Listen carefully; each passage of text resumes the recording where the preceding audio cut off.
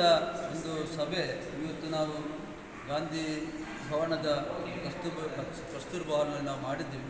ಬಹಳ ಮುಖ್ಯವಾಗಿ ಈ ಸಭೆಯಲ್ಲಿ ಚರ್ಚೆ ಆಗಿರುವಂಥ ವಿಚಾರ ಯಾವುದಪ್ಪ ಅಂತ ಹೇಳಿದರೆ, ನಮ್ಮ ಇಡೀ ಕರ್ನಾಟಕದ ಇರತಕ್ಕಂಥ ನಮ್ಮ ಹಿಂದುಳಿದ ವರ್ಗ ಪ್ರವರ್ಗ ಒಂದರಲ್ಲಿ ಬರುವಂಥ 46 ಜಾತಿ ಜನಾಂಗದ ನಮ್ಮ ಅಲೆಮಾರಿ ಜನಾಂಗದ ಬಂಧುಗಳು ಎದುರಿಸುತ್ತಿರುವಂತಹ ಹಲವಾರು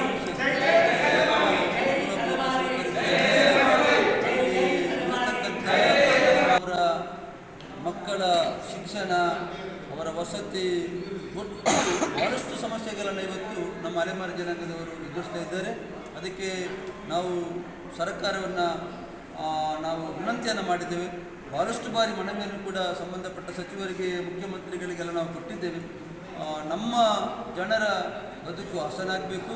ಅಲೆಮಾರಿ ಬಂದಿಗಳು ಕೂಡ ಮುಂದಿನ ದಿನಗಳಲ್ಲಿ ಮುಖ್ಯವಾಹಿನಿಗೆ ಬಂದು ಒಂದು ಸ್ವಾಭಿಮಾನದ ಬದುಕನ್ನು ಕಟ್ಟಿಕೊಳ್ಳತಕ್ಕಂಥ ವ್ಯವಸ್ಥೆಗೆ ಅಲೆಮಾರಿ ಜನರು ಬರಬೇಕು ಅಂತಾದರೆ ಇದಕ್ಕೆ ಸರ್ಕಾರ ಪೂರ್ತಿಯಾದ ಒಂದು ಸಹಕಾರವನ್ನು ನಮ್ಮ ಜನಾಂಗದವರಿಗೆ ಕೊಡಬೇಕು. ಇವತ್ತು 46 ಜಾತಿ ಜನಾಂಗಗಳು ಈ ಒಂದು ಅಲೆಮಾರಿ ಹಿಂದುಳಿದ ವರ್ಗದಲ್ಲಿ ಬರ್ತಾರೆ.